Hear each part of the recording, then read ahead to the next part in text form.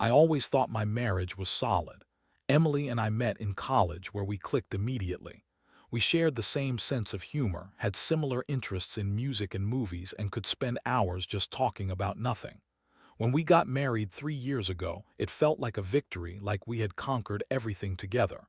But somewhere down the line, things started to change. I noticed the little things first. Emily became more distant. Texting during dinner, spending hours on her phone, and suddenly having work emergencies that required her attention on weekends. At first, I brushed it off. She works in a fast-paced marketing firm. I figured it was just the stress of her job.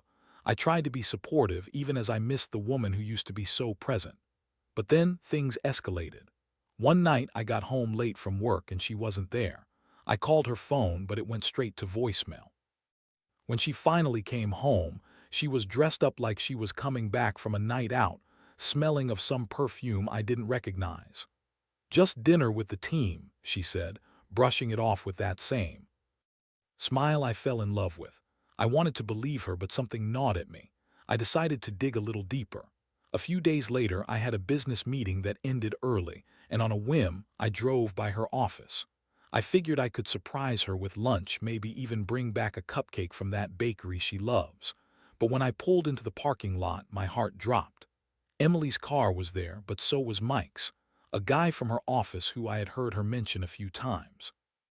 They were supposed to be working late, but I saw them through the glass doors, laughing and leaning in close to one another. I felt this icy sensation creep up my spine as I watched them share a moment that felt far too intimate for a mere professional relationship. I sat there in my car for what felt like an eternity, heart racing and stomach churning. I wanted to believe my eyes were deceiving me, that there was some innocent explanation. But deep down, I knew. I couldn't just sit there silently, so I decided to confront them. I'd had enough. As I stepped out of my car, adrenaline surged through me. I approached the entrance, and when I pushed the door open, the laughter stopped. They both turned to me, and the air thickened with tension. Emily's face paled as she recognized me, and Mike looked like he'd seen a ghost. "What's going on here?" I demanded, my voice steady despite the turmoil inside. Emily stammered, "It's not what it looks like, I swear." But there was a panic in her eyes that told me everything I needed to know. We were just what? Having a little office overtime. I interrupted, my anger bubbling to the surface. I felt betrayed and furious, and I wanted her to feel my pain. "I just saw you two laughing like you were having the time of your lives. How can you stand there and lie to me?" Mike tried to intervene, saying he should leave, but I wasn't about to let him off that easy. I turned to him. "You think I'm going to let you run away from this? You should be ashamed of yourself." I felt like I was on a roller coaster of rage and heartbreak. Emily's excuses came, pouring out a litany of lies and justifications. "It was just a work thing. You know how stressful the project is. We were just blowing off steam." I wanted to scream, to unleash every ounce of my hurt, but I felt this horrible mix of sadness creeping in.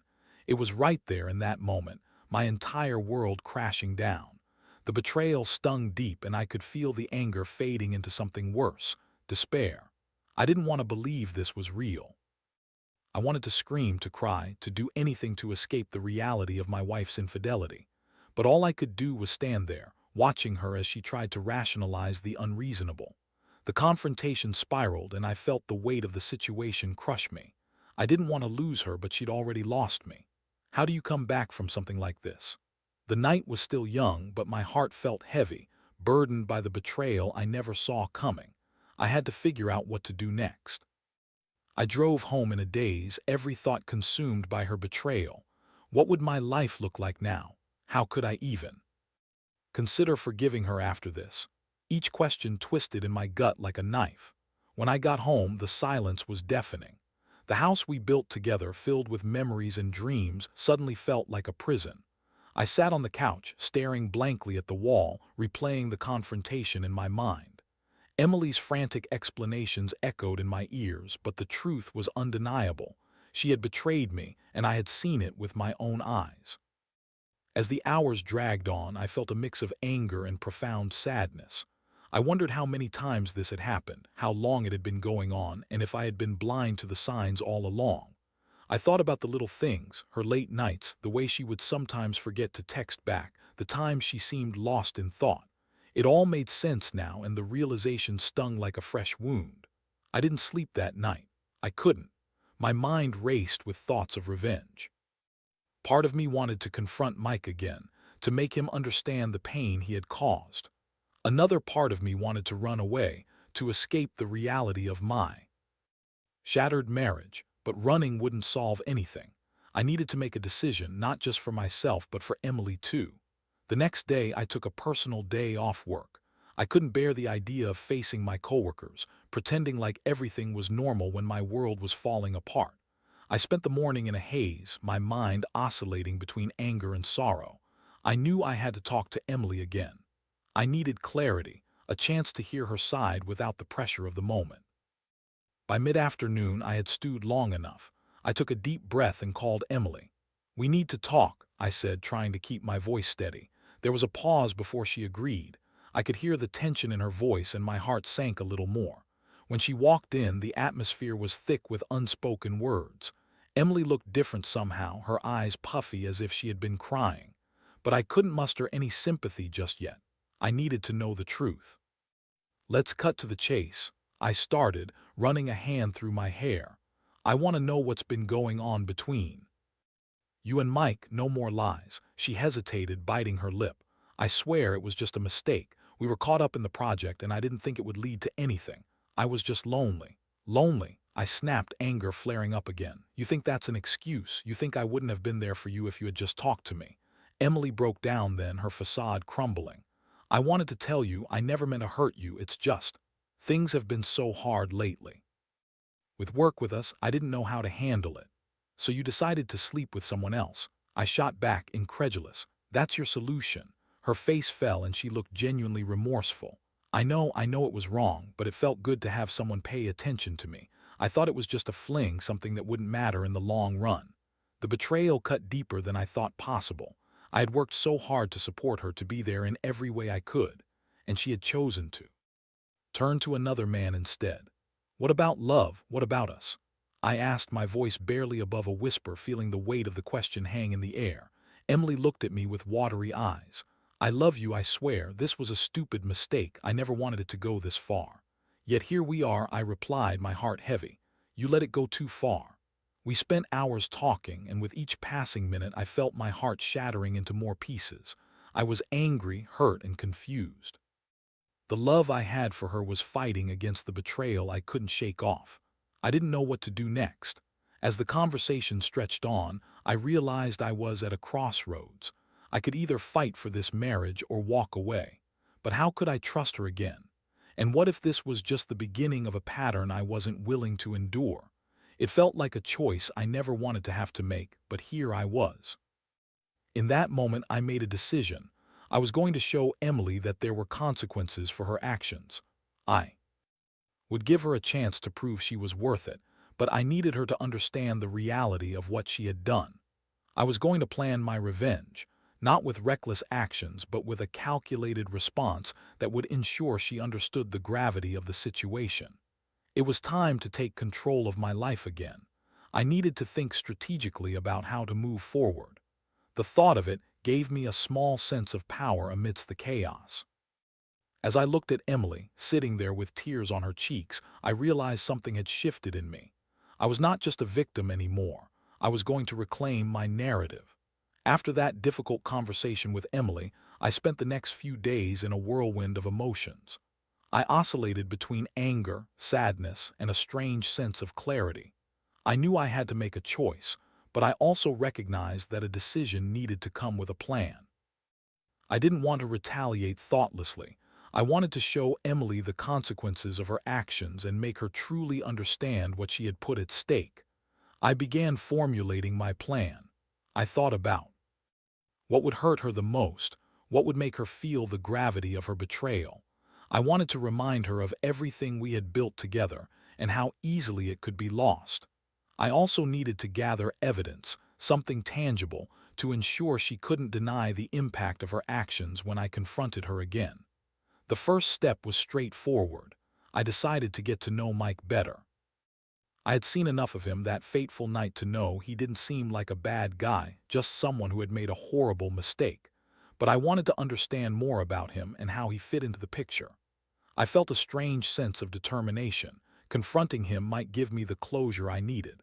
I started following him on social media, observing his posts and interactions.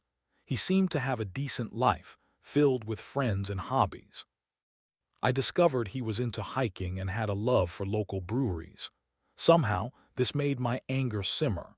He wasn't some villain. He was just a guy who had gotten entangled in something he shouldn't have. But that didn't excuse his actions, and I needed to confront him. Few days later, under the pretense of needing a quiet evening with a drink, I went to a bar I knew he frequented. It felt surreal, sitting there, waiting for him to show up. The place was dimly lit, and I found myself nursing a beer, my stomach knotting with anticipation. I was determined to approach him and get answers. I had rehearsed a million scenarios in my head, but now that I was here, it felt different. After a while, he walked in, scanning the room.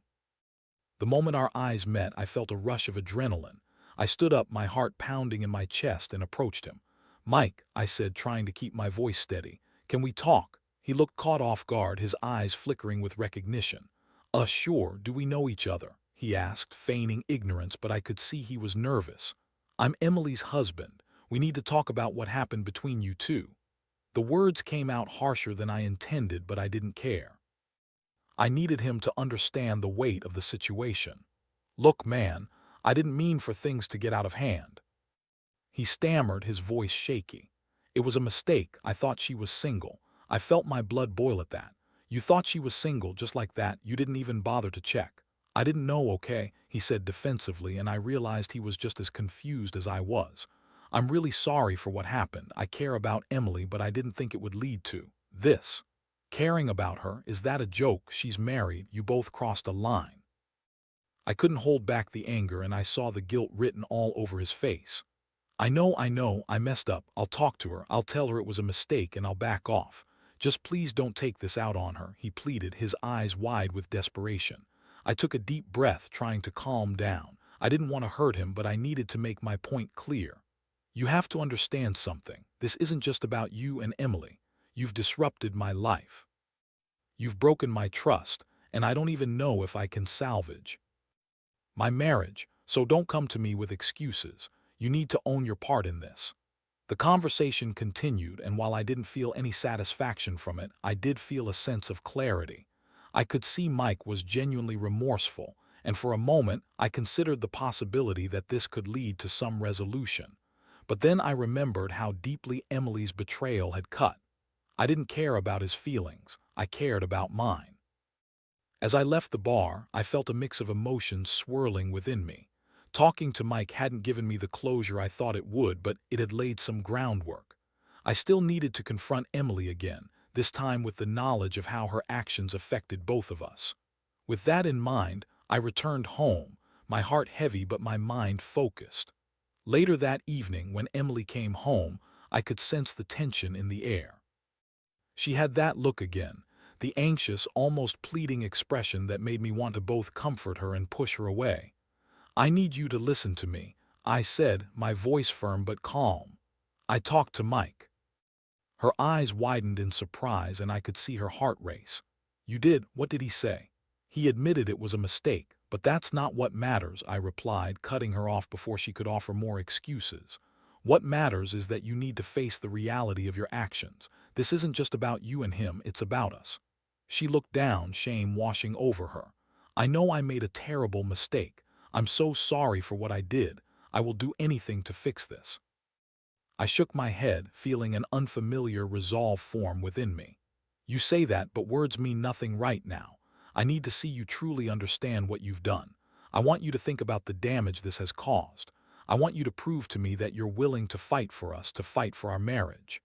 The look on her face told me everything. She was afraid, but I also saw a flicker of determination. This was my opportunity to reclaim my narrative, to take back control of my life. I didn't know how things would unfold, but I was ready to move forward, one way or another. Over the next few days, the atmosphere in our home shifted. Emily was on edge, constantly trying to read my moods, and I could see the wheels turning in her head as she contemplated how to make amends. I had decided to give her the chance to prove herself, but I wasn't going to make it easy for her.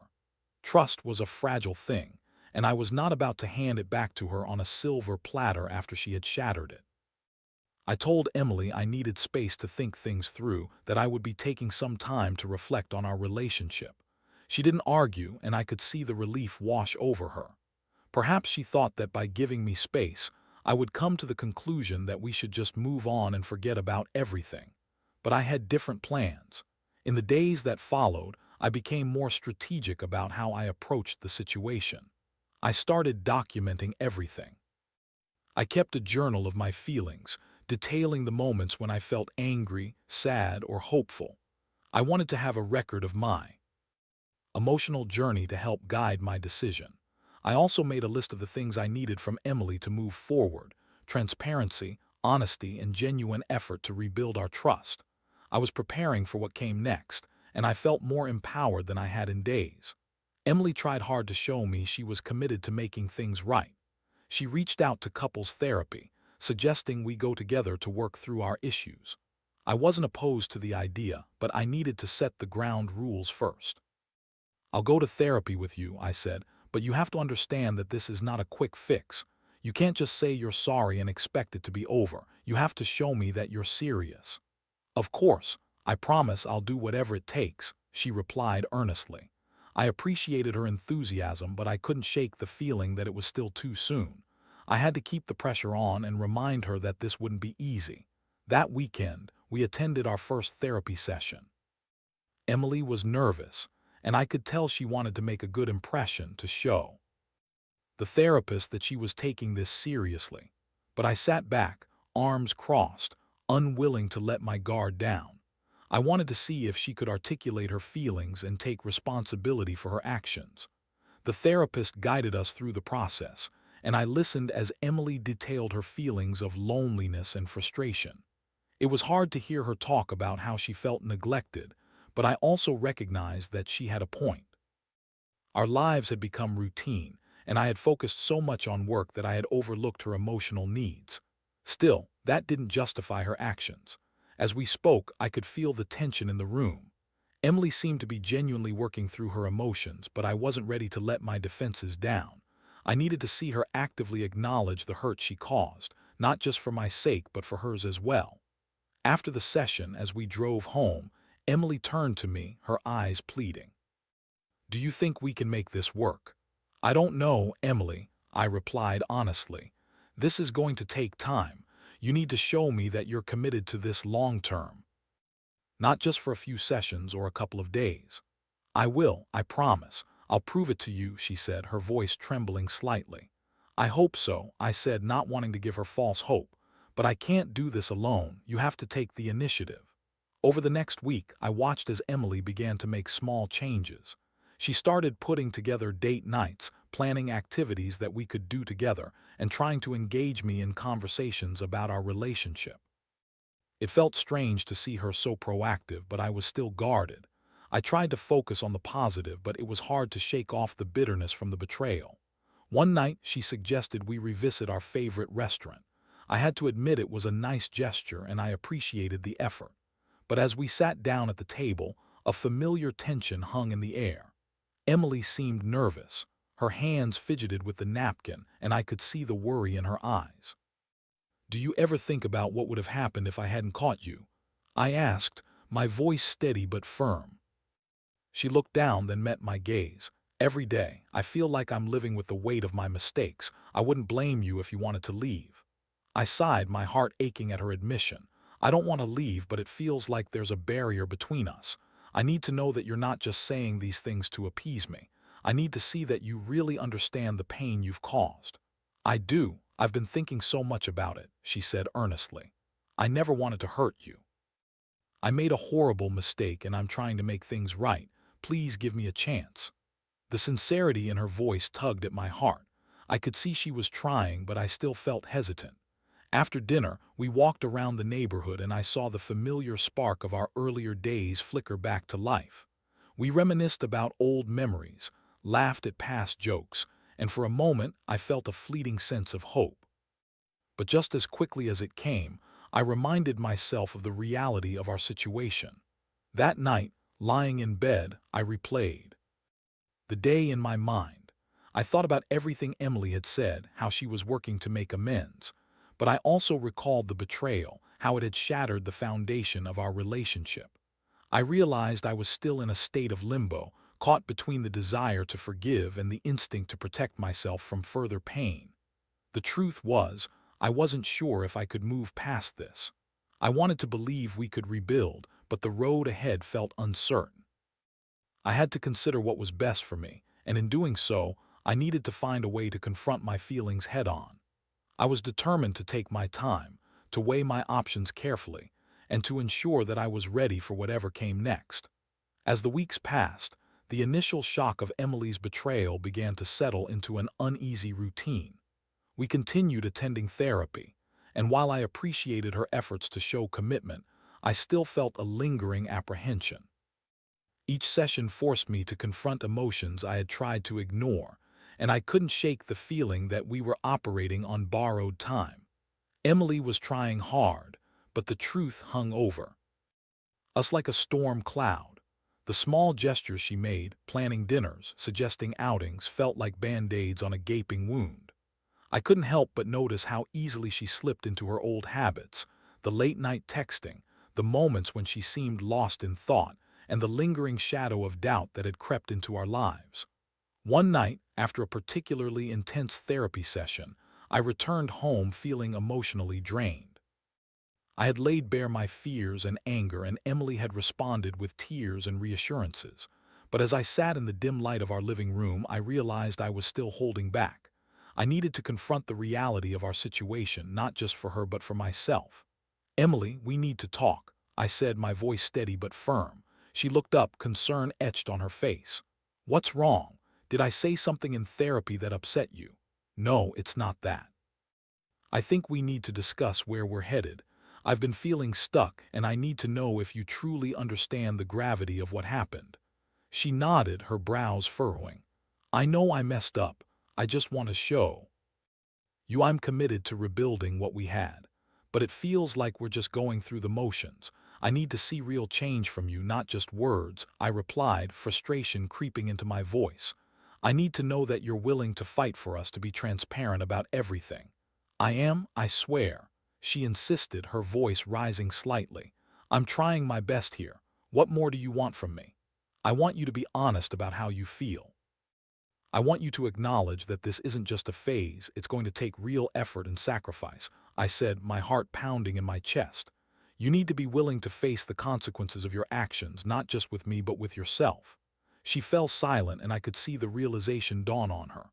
"What are you saying? Are you saying you want to end this?" "No," I replied, shaking my head. "I'm not saying that, but I need to know if you're truly all in. I want to see change, and it can't just be about surface-level fixes. We need to dig deeper than that." Emily's eyes shimmered with unshed tears. "I don't want to lose you, but I don't know how to convince you that I can change. I can't bear the thought of you leaving." That moment hung in the air, charged with emotion. I could feel her desperation, the fear of losing everything we had built together. But could I really trust her again? "I don't want to lose you either," I admitted, my voice softer now. "But we're at a crossroads, and I need to be honest about my feelings. I can't just pretend everything is fine when it's not. Trust has to be earned, and right now, I'm still reeling from the betrayal." The next few days were a test of our resolve. Emily continued to show effort, but I remained cautious. I was still grappling with feelings of betrayal, and while she was trying to make amends, I felt like I was treading water, unable to move forward, yet unwilling to let go completely. It was during this turbulent time that I received a text from an unknown number. Initially, I thought it was spam, but when I opened it, my heart dropped. It was a picture, Emily and Mike sitting together in a bar laughing, their faces lit up with joy. The caption read, "Just catching up with an old friend." I felt the ground shift beneath me, the anger bubbling to the surface once more. It was clear she hadn't been forthcoming about her interactions with him. I couldn't ignore the implications. She had promised to cut ties, yet there they were, looking too comfortable together. I immediately called Emily and demanded to meet. My heart raced as I awaited her arrival. When she walked in, her expression shifted from concern to confusion, and I could see the realization dawn on her face. She knew something was wrong. "Why did you text me?" she asked, her voice trembling. "I received a message that I think you need to explain," I replied, unable to hide the tremor in my voice. I showed her the picture, my anger boiling over. "You said you were done with him. You said you wanted to rebuild our trust." Her eyes widened and she took a step back, her hands trembling. "I didn't think it was a big deal. It was just drinks." I swear, just drinks, after everything that's happened. I snapped, my voice rising. "How can you expect me to believe you're committed to this marriage when you keep reaching out to him? Stop, you're not giving me a chance," she pleaded, tears streaming down her face. "I didn't think it meant anything, I promise. I'm sorry, I should have told you." "And that's the problem, Emily. You keep making excuses. You're not taking this seriously." The confrontation spiraled into chaos. Emily cried, pleading for me to understand, but I felt my anger boiling over. I had given her the opportunity to show me she cared, but instead she had turned back to the very man who had caused us so much pain. "You need to understand that I'm not going to tolerate this again," I said, my voice steady but pained. "I thought you were trying to change, but it feels like you're just playing games. If you truly want this marriage to work, you need to be honest. No more lies, no more half-truths. It's time to make a choice, and the time for excuses is over." As she stood there, crying and pleading, I felt a mixture of anger and heartbreak. This was the moment of truth. I was no longer just a victim of her actions. I was taking control of my own narrative. It was time for her to decide if she was really going to fight for us or if I needed to let go for my own sanity. The decision loomed large in the air between us, and as I looked at her, I knew we had reached a critical juncture. It was now or never. Emily stood there, her tears flowing freely, and I could see the weight of her choices pressing down on her. I had never wanted to see her like this, not reduced to tears, not begging for forgiveness. But the reality of our situation was clear. She needed to decide if she was truly ready to fight for our marriage or if she was still entangled in the web of her own mistakes. "Emily," I said, my voice softening as I tried to control the anger simmering beneath the surface. "I need to know if you're really willing to make a change. This isn't just about cutting ties with Mike. It's about understanding the impact of your choices. You can't pretend this didn't happen. You need to face it head on." She nodded slowly, wiping her eyes. "You're right. I've been avoiding the truth, thinking that if I just ignored it, it would go away. But it won't. I want to make this work. I want you, and I'm willing to do whatever it takes." At that moment, I realized I had a choice too. I could either close myself off completely, letting the betrayal dictate my actions, or I could open the door to the possibility of healing, but I had to be clear about my terms. "If we're going to try to rebuild, you have to prove it to me. No more excuses. You need to be completely open about everything. No secrets, no hiding." "I promise," she said, her voice barely above a whisper. "I'll do whatever it takes. I'll cut off all communication with Mike. I'll be more present. I'll go to therapy not just for us but also for myself. I want to understand why I made those choices." Hearing her words gave me a flicker of hope, but I also knew that promises without action would mean nothing. I needed to see her commitment through her actions, not just her words. "Let's take it one step at a time," I said, my heart still guarded but softening as I considered the possibility of a fresh start. We agreed to meet with our therapist again, focusing on the underlying issues that led us here. Emily was determined to work on herself, and that was a start. We began to rebuild our foundation, layer by layer, but I knew it would take time. As weeks turned into months, I observed the changes in Emily. She was more attentive and open about her feelings. There was a newfound honesty in our conversations, and for the first time in a long time, I felt a glimmer of what we had lost. We began to date again, rediscovering each other amidst the wreckage of our past, but I also kept a cautious distance. I was still healing, still learning to trust. There were moments when the memories of her betrayal resurfaced, and I would catch myself feeling angry or sad. Those feelings were valid, and I needed to allow myself to process them. By the time our anniversary rolled around, I was nervous. We decided to celebrate with a quiet dinner at home. I cooked her favorite meal, and as we sat across from each other, I reflected on how far we had come. It wasn't perfect, but it was progress. "Thank you for sticking with me," she said, her eyes glistening with sincerity. "I know I hurt you, and I'll carry that with me forever, but I want to be better for you, for us." I felt a warmth in my chest, and I want to believe you. You know that trust takes time to rebuild, but I'm willing to work on it. I want this to work too. As we shared our meal, I realized that while the road ahead would be challenging, I was willing to navigate it with her, as long as she remained committed to being honest and open. We toasted to new beginnings, both acknowledging the past yet looking forward to the future.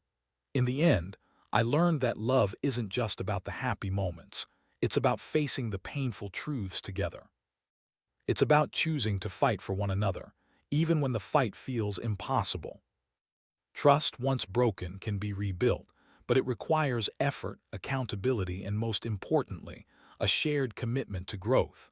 I knew the journey wasn't over, but for the first time in a long while, I felt hope. I believed we could emerge stronger, not just as a couple but as individuals who had learned from our mistakes. I had taken control of my narrative, and now I was ready to write the next chapter together.